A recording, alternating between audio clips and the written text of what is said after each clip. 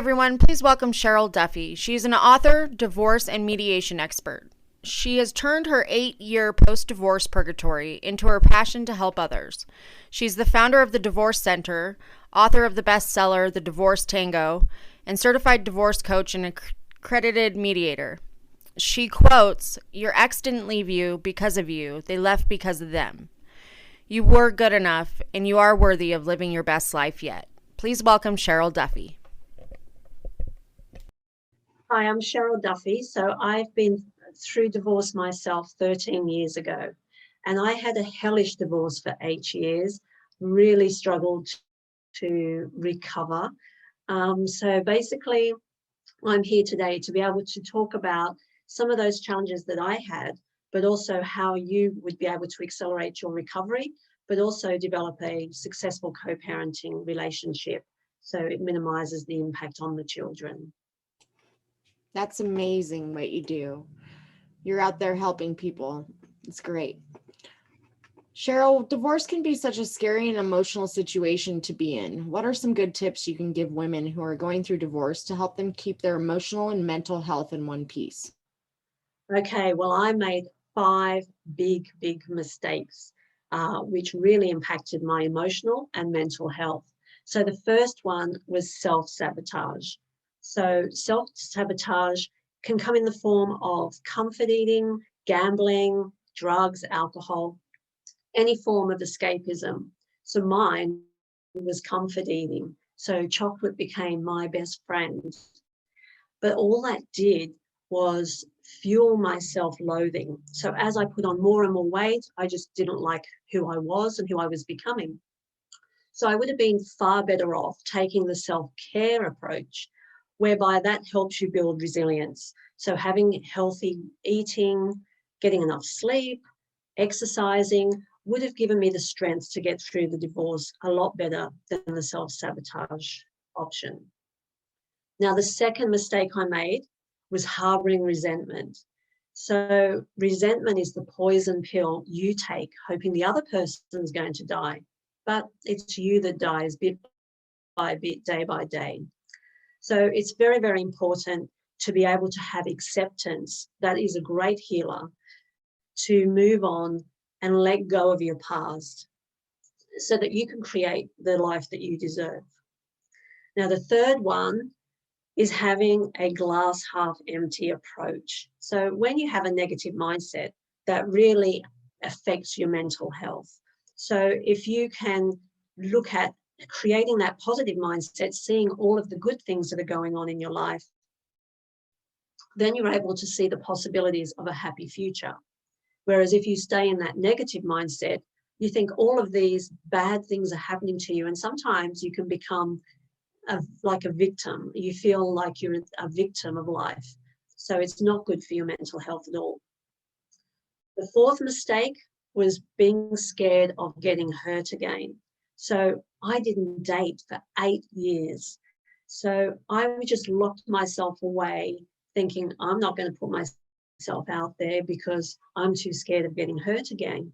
But the problem is you don't let yourself have that opportunity to be happy. You can be happy without falling in love again, but you do want to have that sort of companionship, that feel of love, and be able to start a new relationship in time once you're healed so that you can create that new life. Whereas if you lock yourself away and feel that it's too scary to get back out there, then you never enjoy that moment of being able to be adored and loved again. So it's always important just to make sure that you understand that future breakups are never going to be as bad as your divorce, honestly, because then you're basically a lot stronger than what you were once you went through your divorce. And the fifth mistake is staying in the same house, the same job, the same life. So I stayed in the same house thinking it was going to be much better for the kids, not having so much change going on in their life. They were already going to have to experience a lot of change. So I basically thought, right, we'll stay in the family home. So I bought my husband out of that. But I also stayed in my same job where my ex worked. So theoretically, I just stayed in my old life, shackled to my old memories. So it was really hard for me to emotionally recover and move on. So I find that having a fresh start is really, really good. And subsequent breakup that I've had really helped me to recover. I was like I said, I was much stronger the second time round. Also, by starting afresh, moving house, I was able to initiate that change because I was already amidst major change anyway. So moving house was the best thing for me to be able to kickstart the new life. So I basically moved somewhere where I've always wanted to move to, so I could then move on and create that life that I deserved. And some women have been thrown into a situation where they do not want to get divorced and are completely heartbroken. What piece of advice do you have for these women to heal during this difficult and emotional time? Okay, well, I was completely heartbroken. That's why it took me so many years to recover. But the problem is when you keep looking at where you could have been, where you could have contributed to the breakup, where you feel that, oh, if I only did this differently or I did that, it could have prevented it all happening. You're torturing yourself, honestly, because the problem is if you keep looking back over your shoulder, trying to work out how you could have changed what has happened, it's all out of your control. It's happened. And what we have to do is be looking forward. So the problem is, it doesn't help our self esteem and our self worth when we are left because we start to analyze ourselves thinking we weren't good enough, when in fact we were good enough. And a lot of times, our partners leave because they're unhappy with their life. They don't actually, it's not necessarily about you, it's they're leaving the life they're not happy with. And let's face it, we're all responsible for our own happiness. So you can't make somebody happy. There's lots of reasons. And when I see different people who are going through divorce, different clients, they've left because they feel life is passing them by. They want to relive their youth. They're feeling they're not as successful as they thought they would be. So this all is a juncture in their life where they're wanting to have this major change to sort of reboot their life. And some of them even start a new life in parallel to jump into. So there's no point pining for your old life, for your ex, thinking, if only I could turn the clock back, because all that does is just keep you trapped and stuck in this post-divorce purgatory where you can't move on yourself. So it's important to be able to let the past go and just think that is a chapter that's now finished, and I'm now going to move forward and create the next chapter of my life. Cheryl, when kids are involved in a divorce, it can make the divorce really hard on the parents and the kids. What can parents do to make the divorce easier on their children? Okay, so you've got to make sure that you separate how you feel about the breakup and separate that from your co-parenting responsibilities. So always put the children's needs first and have the understanding that the children need both parents in their lives, except obviously where there's a safety issue. So it's important to be able to create that successful co-parenting relationship because kids thrive in two loving homes. But if there's a high amount of conflict, that's what does the damage to the children. It's not actually the divorce itself, it's the conflict that they endure. So if they see that their parents are hurting each other, lashing out and fighting, it really impacts the children because they're just seeing the most important people in their life, the two people they love the most in the world, at each other's throats. And that's what causes a lot of the damage. So it's a case of making sure that, get yourself to a co-parenting program that teaches you how to have a successful co-parenting relationship and also have that co-parenting plan in place. That's your go-to guide and agreement on how you're going to conduct yourselves in having that co-parenting relationship. So don't wait for the argument of who's supposed to pick up and drop off. Don't wait for the argument of, oh, you never told me our child has to go to the doctors. Don't wait for the argument of, well, who's going to pay for the child's school excursion? So it's about getting all that down into a co-parenting plan. So the ground rules are set. So then you can go forward and minimize the conflict in your co-parenting relationship. And what does divorce coaching consist of, and what would one benefit from getting a divorce coach? Okay, so I see a lot of people engaging with a lawyer, which is great for your legalities of divorce. But I see them pouring out their emotional grief while they're sitting there with the lawyer and their meter is ticking, and they're the most expensive resource that you can engage throughout a divorce.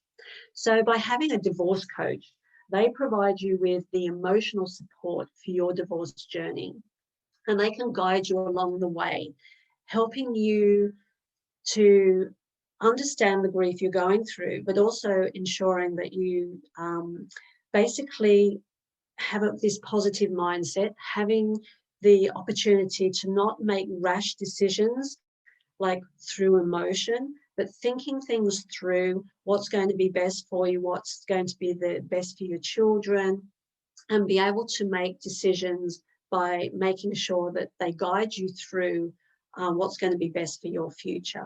So a divorce coach helps you through the whole journey, or through, if you don't want to have someone the whole time, they can actually help you through the challenges that you have, that you become stuck on, that you're needing help to get through, so that you can keep moving forwards and be able to see the possibilities of creating that new life, visualizing what you want life to be like beyond divorce, and starting to put that plan in place, those baby steps that you're going to need to be able to create that once you get through the divorce. And Cheryl, what is mediation during divorce, and what are the pros and cons of doing mediation? Okay, so with mediation, this is the step that you go through in divorce when the couple can't make the agreements themselves in regards to the financial settlement of property and also the shared parenting. So what that does is mediation gives you that neutral facilitator, and everything's confidential. It just gives you that opportunity to come together in a forum that's going to enable you to have your voice heard. Both of your viewpoints are being able to be outlined of what your needs and wants are, and then give you the opportunity to explore options and solutions to be able to come to an agreement. So with mediation, you come to an agreement which unfortunately is not legally binding until you get that submitted through the court. But mediation is great because it still enables you to be empowered to be in control of your outcome. Whereas if you don't resolve it at mediation, then it really is the next step is going to court. This is a very, very costly exercise, both emotionally and financially. And what that does is hand over that control and that empowerment to the judge to make the decision on your future. You and your ex are the best judges of what's best for your children, what's best for your future. So it's really important to try to compromise, to be able to meet in the middle. So you may be thinking to yourself, well, this is what I want and I'm not budging on that. But the problem is with when you're both thinking the same, that you're not going to budge, then you're not going to get to a point where you both have some form of agreement going forward that's going to be best for all of you. So you always look for the win-win solution whilst you're going through mediation, so that you get bits of what you want, bits of what they want, and come to this solution that's going to work for everyone, particularly the kids as well. So that's where mediation is great. Thank you. And Cheryl, do you have a book or any coaching programs that you'd like to share with us today? I do have a book, The Divorce Tango. So The Divorce Tango is a guide that helps you through divorce, through the emotional grief, establishing financial stability, the impact on the children, rebuilding self-confidence and self-esteem, and rebuilding your life. So there's interviews in there with lawyers, psychologists, financial planners, but also with other divorcees who talk about their challenges and in hindsight what they would have done differently to provide you with advice. I also have the co-parenting program that I help separated couples be able to demonstrate their commitment to a successful co-parenting relationship. So they get a certificate, a completion certificate, which demonstrates that commitment, but they also get that pre-populated co-parenting plan, which helps them be able to set themselves up for success, as opposed to waiting until the relationship, the co-parenting relationship, has become so toxic that it's much harder to rectify. So they are able to book into my programs. I have a few programs that help families that are impacted by divorce and separation. So they can go to my website at thedivorcetango.com, and they'll be able to see the book there for sale and my programs as well. Well, thank you so much for being here, Cheryl. I appreciate you coming on and sharing your story and all the information you've shared with the summit today. Thank you. Thank you. Thanks. Bye.